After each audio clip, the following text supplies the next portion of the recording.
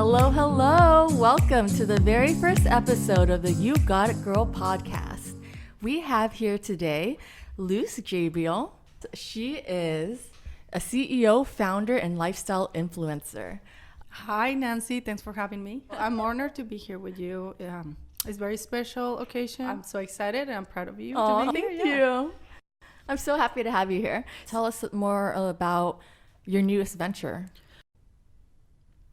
My latest project is founding a brand, a lifestyle brand that is inclusive, and it's called Holisima, and it was created to support wellness and personal growth journey of women. It's been really fun to make it happen. It took a few months, but it's now, I launched it last year. That's awesome. So, Congratulations. yeah, thank you. I love the name too, Holisima. Tell us a little bit about the name and what it means.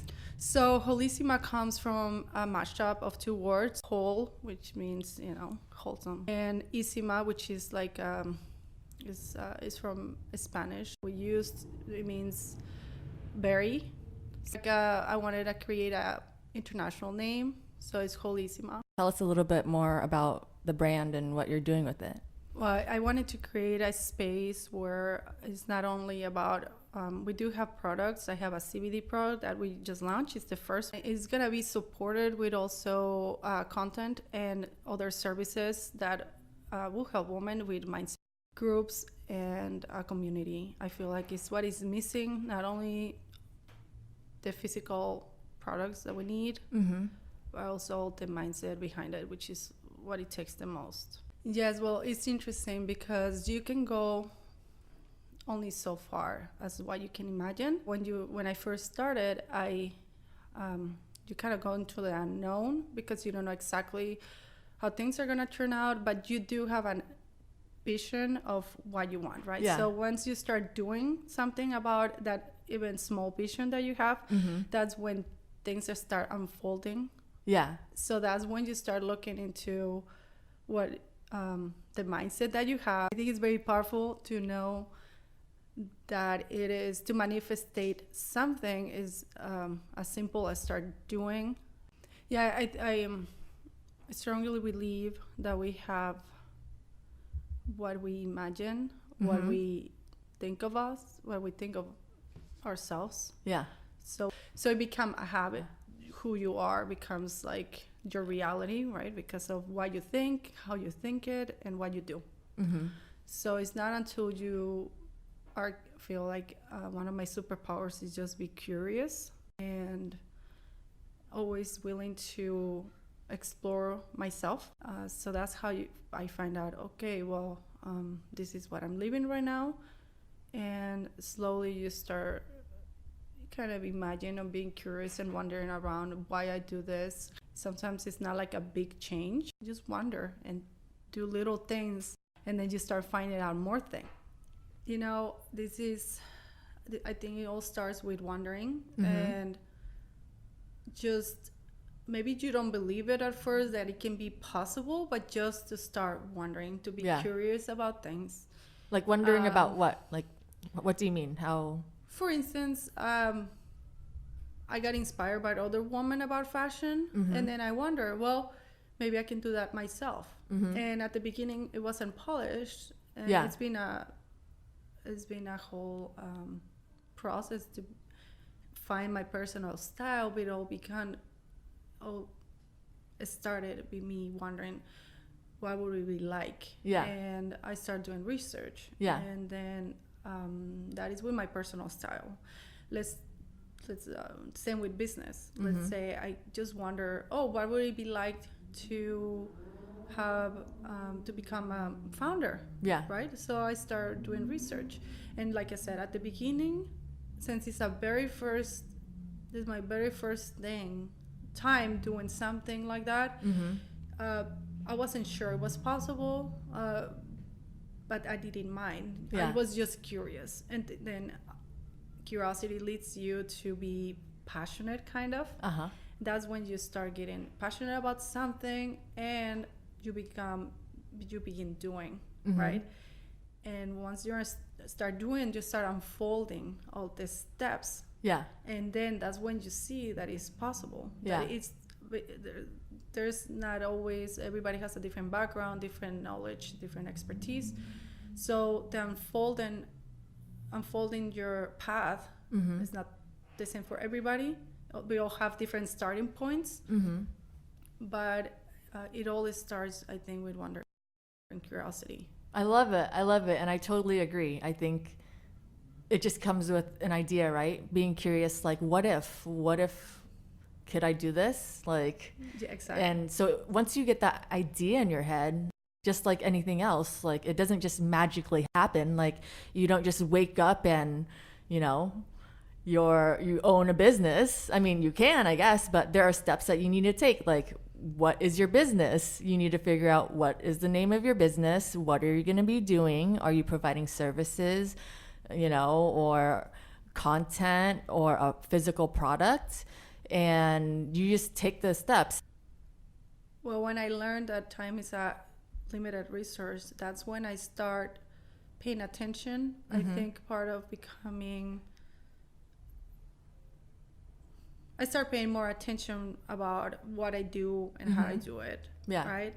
So I started to reflect on the day. So I guess it's good to have a journal. I don't have a journal. I just, maybe that's, but I do a lot of reflection all the time. It's like one of my superpowers, be introspective about things. So I start looking at the leaks, right? Where, okay, maybe I should not be doing this today because I have a couple priorities. Yeah. So you just start looking into your day. You see how much time you spend doing something on the phone or something on a call with somebody, or how much you chat with somebody on the street. It all depends on your values and your priorities. So once you have that clear, your days, you can manage better your days. Yeah. Like what matters to you, and if it's fueling your goals, whatever you're doing. Yeah. So I think that's very important to keep your priorities straight, your values, and a goal set.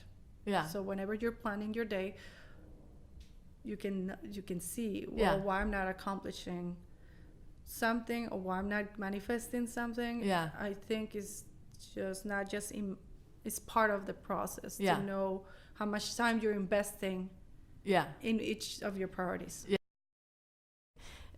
Everyone can improve. So I think just being cognizant of how you're spending your time and deciding if, whether or not that time is being spent meaningfully and if it's aligned with your priorities.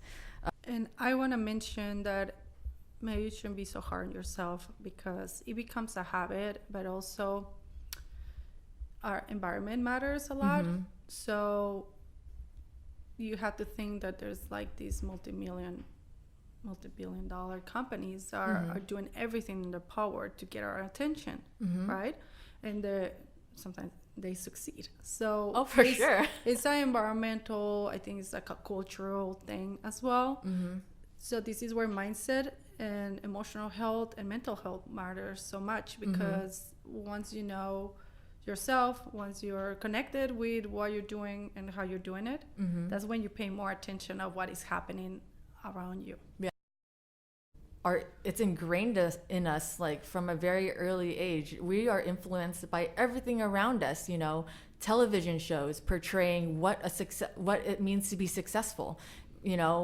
Just if you think back on the TV shows, they're all portraying, middle-class families with a mom and a dad, probably making $100,000, driving a luxury car with their kids in this giant house. And it makes you feel, hey, like, this is what I need to have in order to be successful. And you think, oh, if I don't have these things, like, I'm not successful. But that is not the case. What it means to be successful is different for every person. So it's important to take a step back and, better understand what it is that you want in your life and to go for that.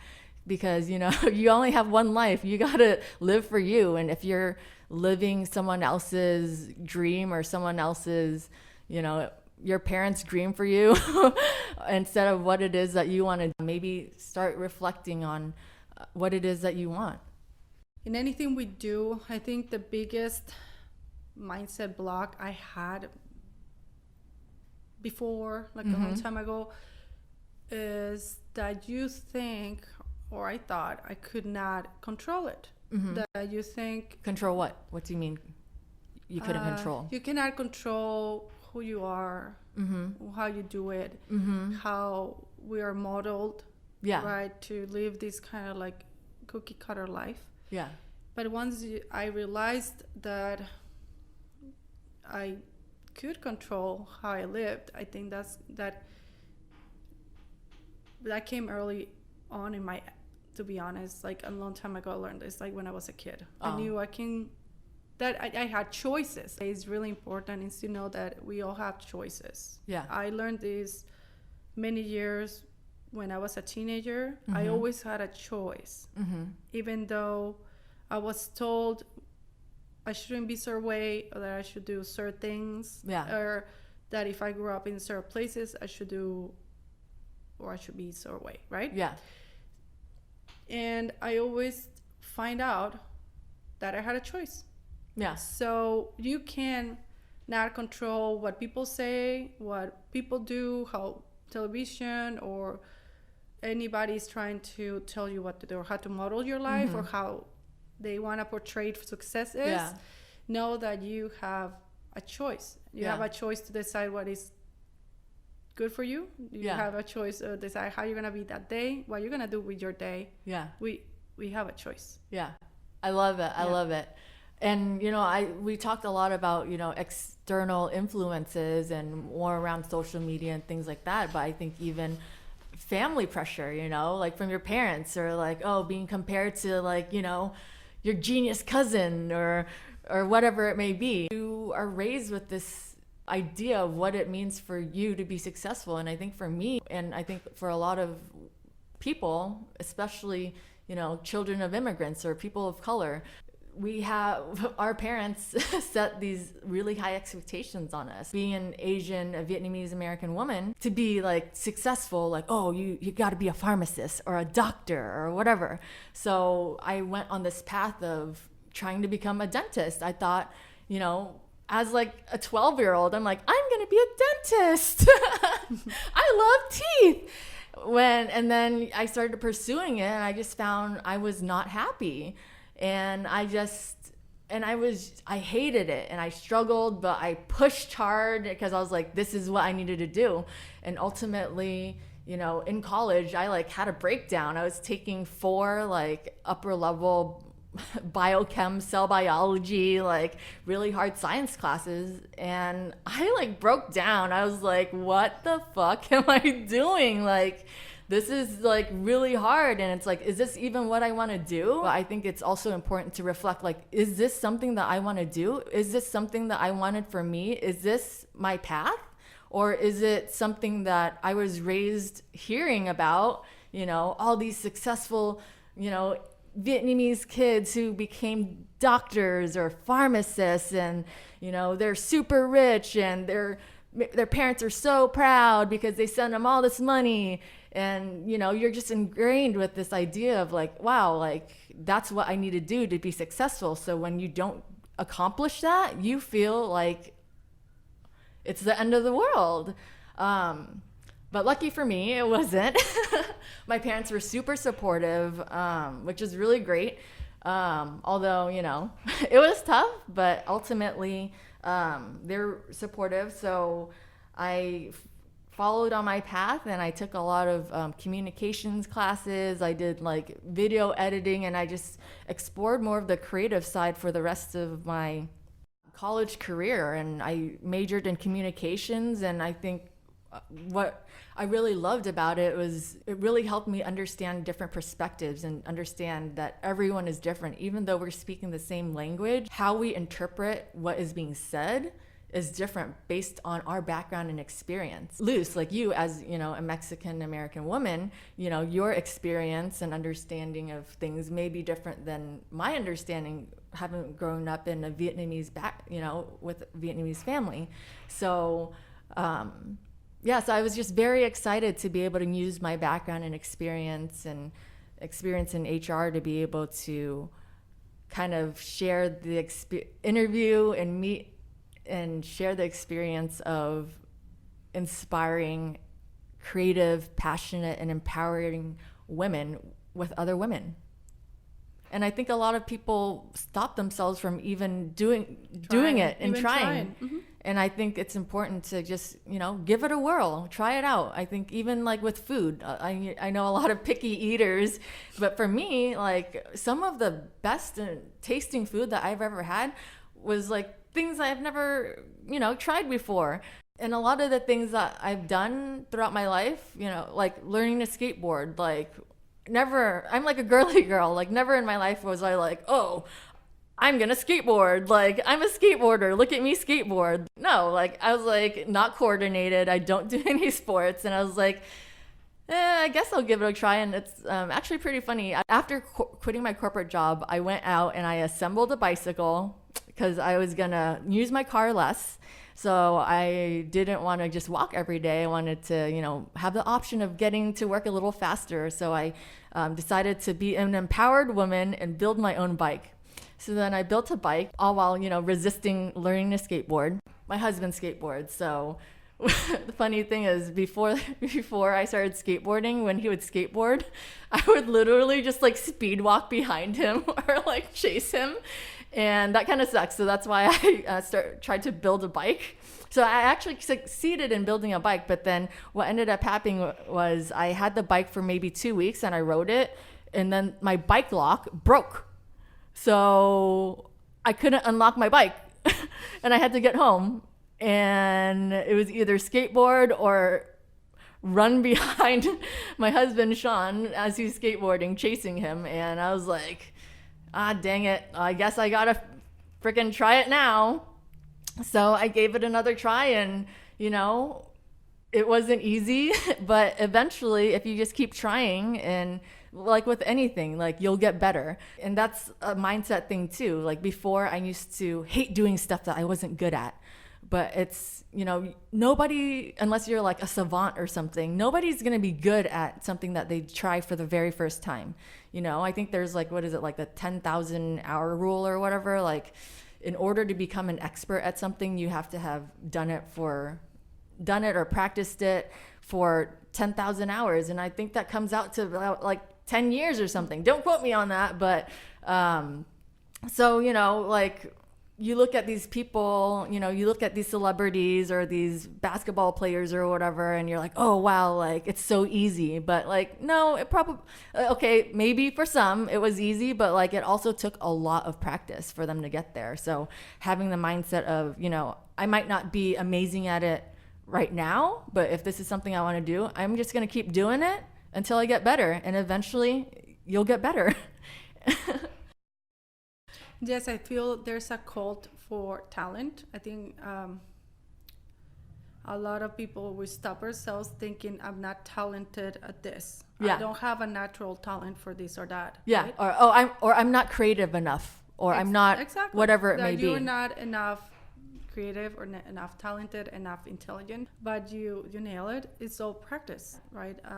Eventually, when you start, obviously you can have more natural talent or natural like an aptitude for certain things, but everything can be learned if you put it might take you longer. All right, so let's get to the girl talk. So Luz, you are extremely stylish, love your style, your outfit is fabulous. Luz is wearing a 2-piece matching tweed set. It's a mini dress with a cropped jacket on top and super stunning. And she has the cutest earrings. They are little cherries, like literally cherries. And her bag is a custom-made ostrich feather bag. Like, this girl's got style for days. She is lucky in style. I just like colors, so I just have 1 or 2 outfits that I don't have to think about that I love. Just go with those multicolor outfits. you have to try a lot of things in order to find your style. And I found a style that is for me fun and expressing myself. And I found that classical with a little spin of color. Yeah. So yeah. Love it. I'm like that too. I love, monochromes with a statement color. Like, love it. But you're definitely more colorful than me. Yes, I think it goes with the mood, and yeah. I use my personal style as an expression of myself, of my soul. Totally. Yes. Totally. Like, I'm like that too. Like, I'm like, oh, if I'm having a down day, I'm like not feeling so good, kind of tired or groggy, like I'll be wearing my dark colors, I'm in black. But if it's like a beautiful day out, I'm like, you know what, I'm gonna lighten up the mood a little. I'll go with some lighter colors. So yeah, definitely style is your personal unique expression of you. Whatever you feel like you want to make it is what it can be. Okay, beauty must-haves. You mentioned skincare, beauty must-haves. So what is your favorite product that you cannot live without? I would say a moisturizer, like a very good moisturizer. And I don't use the same one. Yeah. I change throughout the time. I use Beachy, which is a French brand, for a very long time. Yeah. And now I'm using Charlotte Tilbury, yes. Nice. And but my beauty must-have is my Chanel lip gloss. Oh my gosh, it looks so good. Yeah, if I have to just stay with 2 items, it will be my moisturizer and my lip gloss. Yeah, that's what. Sometimes I don't wear anything else but that. Well, I saw it earlier. I was like, girl, your lips. Yes. What gloss is that? I see a screenshot. Yes. Well, we'll share her lip gloss in the show notes, guys. Okay. Favorite foodie cravings. Is there any like foodie things that you're really into right now? Well, I'm Mexican. So my chilaquiles are my to-go craving. Ooh. I crave that almost every day. I don't know if I've ever had one of and those. I'm very picky, so I make them myself. So what's the key to making a good one? It's all the ingredients. In this case, I have my mom. Since we are in San Diego, I get my mom to bring the ingredients from Mexico. Ooh, straight from the source. Exactly. So I will say that the tomatoes have to be very good. And what kind of tomato? Is it like a Roma tomato? Roma tomato, yes. I mean, I can share my recipe, but at the end, I really like to have the right ingredients. Even the chips, she brings them. Ooh. So yeah, I see. So that's why I don't know if people like that, but it's very spicy. Yeah, I'm sure people can adjust the recipe for spiciness level. Yeah. Okay, current TV series obsession. Are you binging anything right now? Not right now. I go through seasons where I watch Lord of the Rings. I like to watch romantic comedies a lot. Oh, rom-coms, love it. Yes, it's just fun, light. And I do more than TV series. I listen to a lot of podcasts. So I'm glad now to be on this other end, on this side. Yes. Well, Nancy, thanks again. I'm honored to be here. Thanks for asking. Well, you can find me at holisima.com. You can also find me at Luz Jabiel. It's at LuzJibiel. Okay. But you put it in there. Okay, I'll put it in the show notes. I want everybody to know that Holisima is a community that supports you. You can find content, and most importantly, a community where you can talk about what you need, where you are in your wellness journey and your personal journey. And we have a product for you, which is a CBD oil, and you can purchase it in my site, and I have more information on how that can help you right now. Awesome, and we'll be sure to include that in the show notes. Thank you so much for coming today.